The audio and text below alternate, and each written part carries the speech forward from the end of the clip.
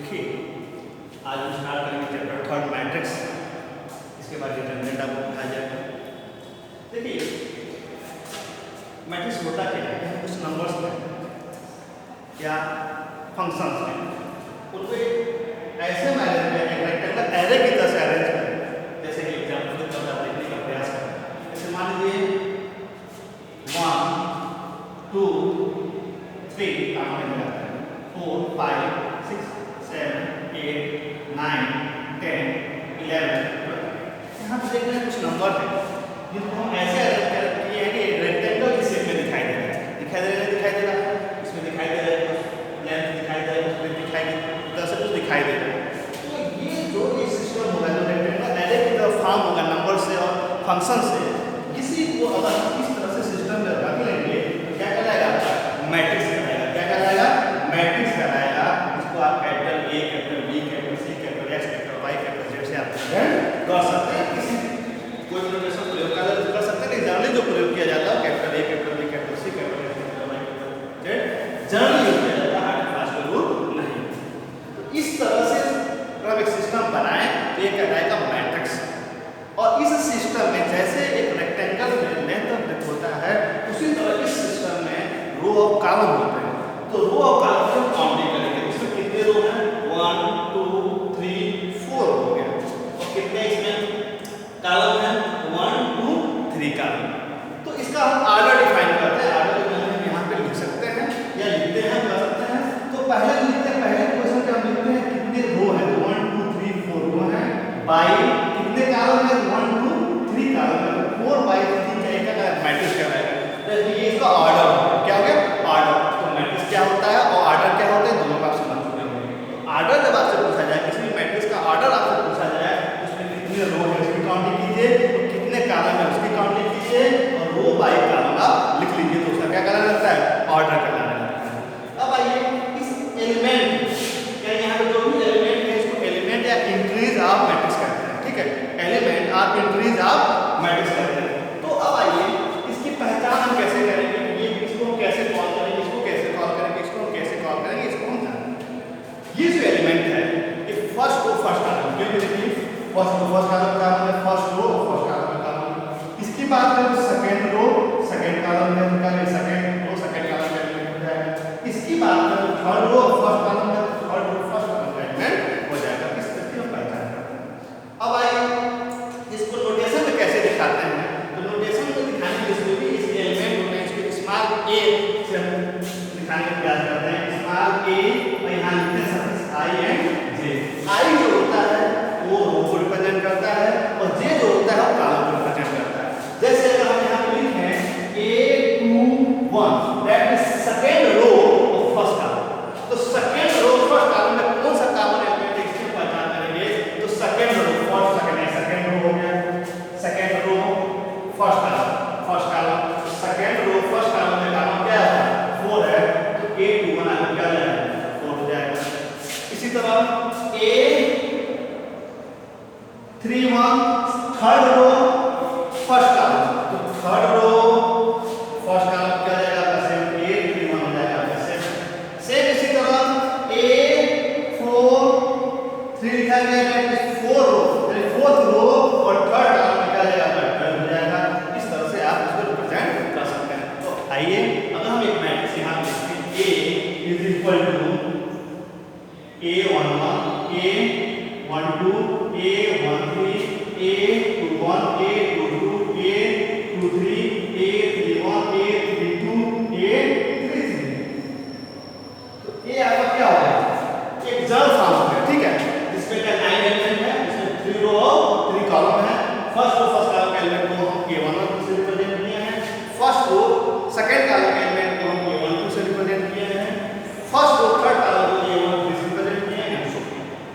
ठीक है, तो इस तरह से मैट्रिक्स को रिप्रेजेंट करते हैं। उसके एलिमेंट को ऐसे दिखाते हैं। एलिमेंट A11 या Aij के फॉर्म में लिखा है, उसकी मीनिंग क्या होती है, इसे मैंने बताने का यहाँ प्रयास किया। अब आइए ऑर्डर भी आप जान सकते हैं। ऑर्डर बता रहे हैं number of row number of column को बाई के साथ करके आप लिख लेंगे तो बाई का क्या जाएगा? ऑर्डर हो जाएगा। अब आपको बताना है type of matrix. Type of matrix, ठीक, टाइप ऑफ मैट्रिक्स में पहला है कॉलम मैट्रिक्स।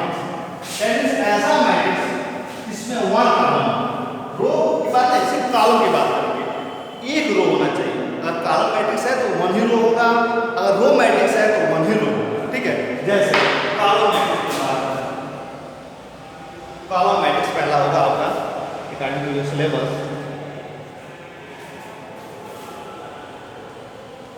कॉलम मैट्रिक्स अगर एग्जांपल आपको देना हो तो सिर्फ और सिर्फ एक कॉलम होना चाहिए। क्या होना चाहिए?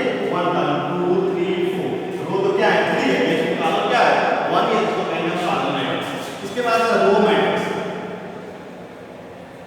रो मैट्रिक्स इसमें एक रो होना चाहिए, 2 3 4 5। अब देखिए यहाँ पे रो क्या है? एक ही है, जबकि कॉलम क्या है? 1 2 3 4 कॉलम है। जब वन ही रो है, सिंगल रो हो, उसको कहते हैं रो मैट्रिक्स, और सिंगल कॉलम हो उसको कहते हैं कॉलम मैट्रिक्स कहते हैं। ठीक है, इस तरह। अब आइए स्क्वायर मैट्रिक्स, ऐसा मैट्रिक्स जिसमें नंबर ऑफ रो और नंबर ऑफ कॉलम दोनों आपस में क्या हो? इक्वल हो, ऐसे मैट्रिक्स को हम स्क्वायर मैट्रिक्स कहते हैं। ऐसे मैट्रिक्स को स्क्वायर मैट्रिक्स कहते हैं। जैसे स्क्वायर मैट्रिक्स क्या कह रहा है? Number of row is equal to number of column, that means m is equal to n का m।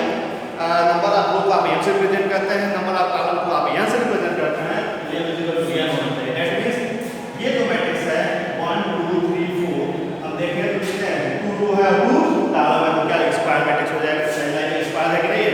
अब आइए दूसरा हम एग्जांपल लेते हैं, 1 2 3 4 5 6 7 8 9। इसी में देखें तो 3 रो और 3 कॉलम है, ये भी क्या स्क्वायर मैट्रिक्स हो जाएगा। तो जिसमें number of row number of column equal होते हैं, number of row number of column equal होता है, उसको स्क्वायर मैट्रिक्स कहते हैं। इसके बाद आएगा हमारा diagonal matrix. Diagonal matrix, diagonal matrix ऐसा मैट्रिक्स, देखिए जैसे आप रेक्टेंगल स्क्वायर की बात करते हैं उसमें भी डायगोनल आता है, ऐसे उसी तरह यहाँ भी ये जो एलिमेंट हो गए डायगोनल एलिमेंट कहलाएंगे, ये दो में डायगोनल का एलिमेंट कहलाएंगे, इसको कहते हैं लीडिंग डायगोनल। तो यहाँ पे जो भी हम बात करें लीडिंग डायगोनल से, तो ऐसा मैट्रिक्स जिसके डायगोनल को छोड़ दे, डायगोनल को छोड़ दे तो बाकी सभी एंट्रीज एलिमेंट क्या होना चाहिए? 0 होना चाहिए, इसको कहा जाएगा डायगोनल मैट्रिक्स। जैसे 1 0 0 0 2 3 0 0 3। यहाँ पे हम देखें सिर्फ डायगोनल एलिमेंट है, डायगोनल के अलावा सभी क्या है? 0 है। ऐसे मैट्रिक्स को कहते हैं डायगोनल मैट्रिक्स कहते हैं। इसके बाद आगे स्केलर मैट्रिक्स, स्केलर मैट्रिक्स ऐसा डायगोनल मैट्रिक्स, ऐसा डायगोनल मैट्रिक्स जिसके डायगोनल के प्रत्येक इंट्रीज में, डायगोनल के प्रत्येक एलिमेंट एंड प्रत्येक प्लेस में आपको क्या होना चाहिए? इक्वल एलिमेंट होना चाहिए। क्या होना चाहिए? इक्वल एलिमेंट होना चाहिए, सेम एलिमेंट होना चाहिए, सेम एलिमेंट होना चाहिए। जैसे यहाँ पे हम ले रहे हैं 2 0 0 0 2 0 0 0 2, इसको क्या कहेंगे? Scalar matrix. क्या कहेंगे? स्केलर मैट्रिक्स कहेंगे। ठीक है, अब आइए जैसे मान लीजिए √2 √3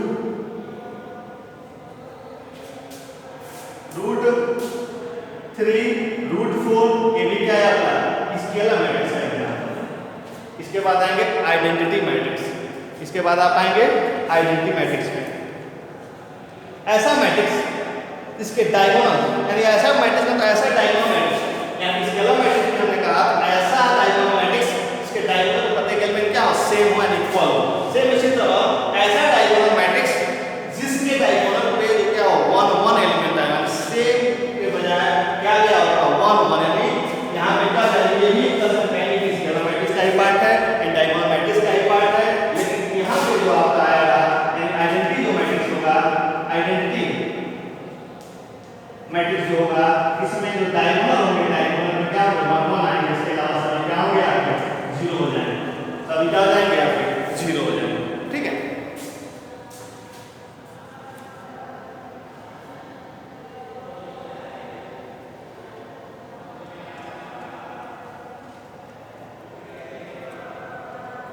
इसके बाद जीरो मैट्रिक्स, इसे और ध्यान देंगे डायगोनल और स्केलर आइडेंटिटी की बात करेंगे तो स्क्वायर मैट्रिक्स क्या लिखेंगे? स्क्वायर मैट्रिक्स, इसका भी आप ध्यान देंगे। दैट मींस ऐसा स्क्वायर मैट्रिक्स जिसके सिर्फ डायगोनल पे एलिमेंट हो, उसके अलावा डायगोनल पे एलिमेंट के अलावा जो भी एलिमेंट हो सभी क्या हो? 0 हो, उसको डायगोनल एलिमेंट कहा जाएगा, डायगोनल मैट्रिक्स कहा जाएगा। ऐसा स्क्वायर मैट्रिक्स इसके डायगोनल के सेम एलिमेंट हो, इक्वल एलिमेंट हो, उसके अलावा सभी क्या हो? 0 हो, तो इसको कहा जाएगा स्केलर मैट्रिक्स। ऐसा स्क्वायर मैट्रिक्स जिसके डायगोनल पे 1 1 हो और उसके अलावा कहा जाएगा आइडेंटिटी मैट्रिक्स। इसके बाद नल मैट्रिक्स, ऐसा स्क्वायर मैट्रिक्स जिसके प्रत्येक एलिमेंट क्या हो, 0 0 हो, इसको कहा जाएगा नल मैट्रिक्स। क्या कहा जाएगा? नल मैट्रिक्स या zero matrix. Zero matrix, zero matrix, इसके प्रत्येक एलिमेंट 0 0 होने चाहिए। प्रत्येक एलिमेंट क्या होना चाहिए? 0 0, यानी और स्क्वायर मैट्रिक्स होना चाहिए साथ। यानी ऐसा स्क्वायर मैट्रिक्स इसके प्रत्येक एलिमेंट क्या हो, 0 0 हो, जिसको कहा जाएगा zero matrix.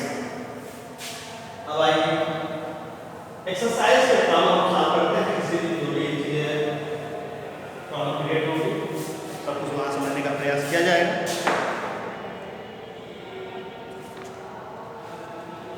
Exercise 3.1,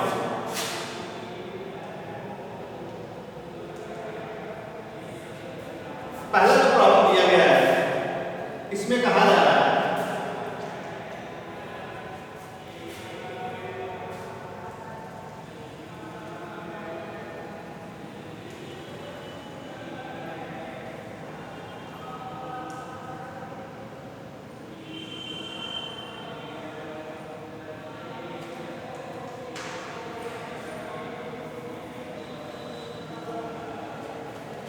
the order of the matrix. इस मैट्रिक्स का ऑर्डर बताना है। देखिए कितने रो है इसमें, 1 2 3 रो कितने हैं, कितने रो हैं 3, तो पहले 3 लिखेंगे बाई कॉलम कितने हैं 1 2 3 4, तो 3 बाई 4 का क्या जाएगा मैट्रिक्स हो जाएगा। ऑर्डर का 3 बाई 4 हो गया। Number of element, number of element in total number of element कितने हैं काउंट कीजिए, 1 2 3 4 5 6 7 8 9 10 11 12, या डायरेक्ट ये निकाल सकते हैं 3 4 12, ठीक है। अब आइए राइट एलिमेंट कहा जा रहा है ए 1 3 एलिमेंट कौन सा होगा, 1 3 का मतलब हुआ first row third column, first row third column में क्या है आपका 19 है। इसके बाद 1 2 1 ए 2 1 सेकंड रो फर्स्ट कॉलम में क्या है 35 है। इसके बाद A 3 3 third row third column के प्लस में क्या है -5 है। तो आप इस पर फाइंड कर सकते हैं।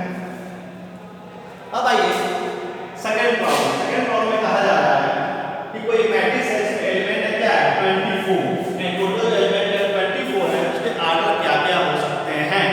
तो चलिए 24 को दो नंबर के प्रोडक्ट के फॉर्म में आप कैसे एक्सप्रेस करें, कितने तरीके से एक्सप्रेस कर सकते हैं। टू पॉजिटिव नंबर के प्रोडक्ट के फॉर्म में आप कितने तरीके से एक्सप्रेस कर सकते हैं, इसको पहले फाइंड कीजिए। तो 1 into कैंसिल करें 24, तो यहां से जाएगा 1 into 24 24 into 1। इसके बाद 2 into 12 12 into 2। इसके बाद 3 into 8 8 into 3। इसके बाद 4 into 6 6 into 4। इसके बाद 6 से के बाद 7 8 होगा, 8 वाला होगा 9 होगा नहीं, 10 होगा नहीं, 11 होगा नहीं, 12 का 20 चुके हैं 11। उसके बाद 24 आएगा, 30 के बाद 24 इसका भी आ जाएगा। इसका 1 2 3 4 5 6 7 8 तरह से आपको क्या हो सकता है 8 टाइप के मतलब आपके मैट्रिक्स मिल सकते हैं। इसके आगे क्या होंगे 24 होंगे, ठीक है। ऐसे एलिमेंट रखते हुए उनसे आप 24 एलिमेंट से आप इतने ऑर्डर के 8 तरह से आप मैट्रिक्स बनाकर आप इसको दिखा सकते हैं। अब एक 30 के केस में क्या होगा, 30 के केस में 1 into 30 और 30 into 1 के अलावा कोई नहीं मिलेगा, इसे कोई मैट्रिक्स हम काम कर सकते हैं। तो यही आपको बताना था। सेम 80 में भी यही होगा, 80 के लिए यही होगा, क्वेश्चन नंबर 3 में भी इसी तरह से आप कर लेंगे। अब आइए फोर्थ प्रॉब्लम, थर्ड में भी इसी तरह से सॉल्व करेंगे। अगर आप कुछ केस बोलने के चक्कर में उस शब्दों में दिक्कत आ जाती है, कोई बात नहीं। तो आइए फोर्थ में क्या करना है, कहा जा रहा है कि 2/2 का एक मैट्रिक्स फाइंड कीजिए A, इसके एलिमेंट को Aij का रिप्रेजेंट किया गया है और इससे 3 क्वेश्चन दिए गए हैं। एक जगह Aij को डिफाइन किया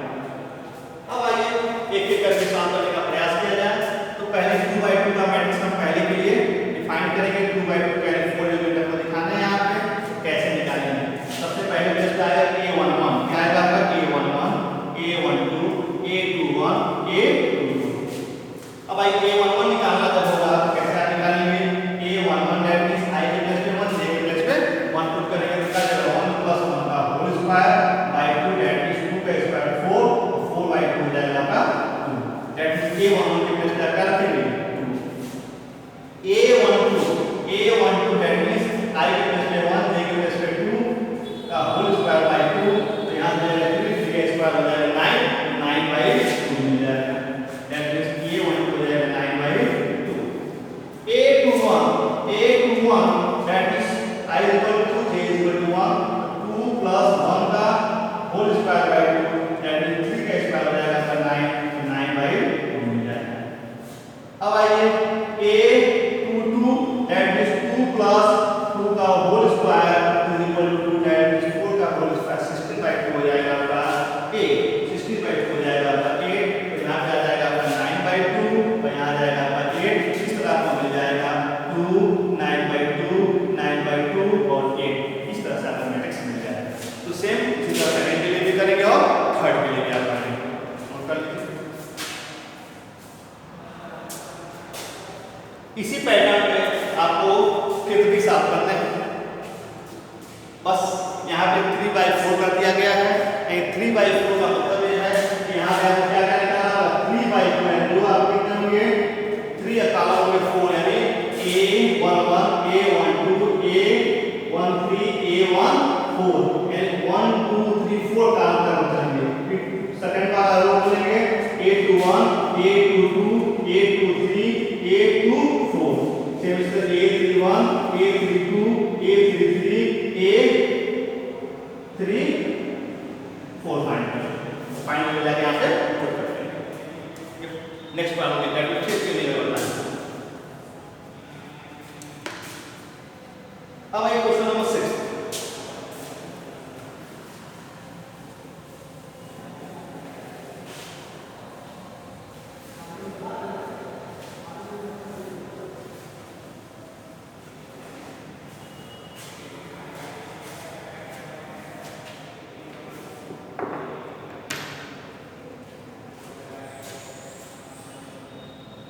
find the value of x y z from the following equation. देखिए 6 का जो फर्क दिया गया है 4 3 x 5 y z 1 5। यहाँ पे दो मैट्रिक्स दिए गए, दोनों को दिखाई गए, दोनों आपस में क्या है इक्वल है, तो x y z की वैल्यू फाइंड कीजिए। देखिए कोई भी दो मैट्रिक्स आपस में इक्वल तभी होंगे जब सेम ऑर्डर में होंगे, यानी हम बाई दोनों के क्या होना चाहिए सेम होना चाहिए। उसके बाद से पहले दो का ऑर्डर सेम होना चाहिए, उसके बाद कॉरस्पॉन्डिंग एलिमेंट भी आपस में क्या होना चाहिए इक्वल होना चाहिए। फर्स्ट और फर्स्ट कॉलम का जो एलिमेंट है फर्स्ट और फर्स्ट कॉलम का इक्वल होना चाहिए, सेकंड कॉलम का जो एलिमेंट है वो सेकंड और सेकंड कॉलम का इक्वल होना चाहिए। ऐसे ही आपका फर्स्ट रो सेकंड कॉलम का फर्स्ट सेकंड कॉलम में, इसी तरह second row first column second row first column का इक्वल होना चाहिए, तब जाके इक्वल कहलाएगा। दैट मींस फर्स्ट ये इसके इक्वल हो जाए, ये इसके इक्वल हो जाए, ये इसके इक्वल हो जाए, ये इसके इक्वल हो जाए, तब ये जाके क्या कहलाएगा दोनों इक्वल कहलाएंगे। तो यहाँ पे इक्वल है तो ऐसा होना है, और जब इक्वल ऐसा होना है that means 4 is equal to क्या आ जाएगा आपका y, 4 is equal to y means y equal to क्या मिल गया हमको 4 मिल गया। यहाँ से x इक्वल टू 1 मिल जाएगा और यहाँ से z इज इक्वल टू 3 मिल जाएगा। इस तरह आपका x y z की वैल्यू मिल जाएगी। अब आइए इसका सेकंड लिखने का प्रयास करिए।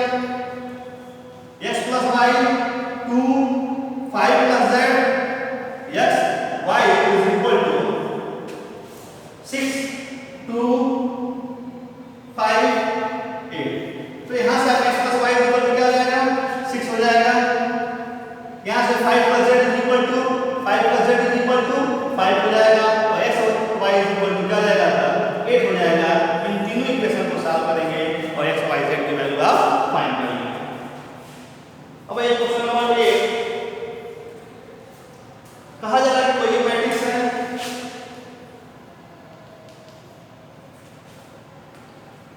स्क्वायर मैट्रिक्स है, तो इसका ऑर्डर क्या होगा यानी क्या रिलेशन होगा। जानते हैं स्क्वायर मैट्रिक्स के केस में number of row number of column आपस में क्या होता है इक्वल होते हैं, इसलिए m और ये दोनों आपस में क्या होना चाहिए इक्वल होना चाहिए, इसलिए सी ऑप्शन है वो क्या करेक्ट ऑप्शन होगा। सेम 9 के केस में आप क्या करेंगे कंपेयर करेंगे और कंपेयर करने के बाद इक्वेशन बना लेंगे, इक्वेशन बनाने के बाद सारे x y z की वैल्यू निकालेंगे और देखेंगे कौन सा ऑप्शन क्या है ट्रू है। सेम इसी पैटर्न पे आप अगला नेक्स्ट स्टार्ट करेंगे। नेक्स्ट वीडियो आपका होगा एक्सरसाइज 3.2 के लिए।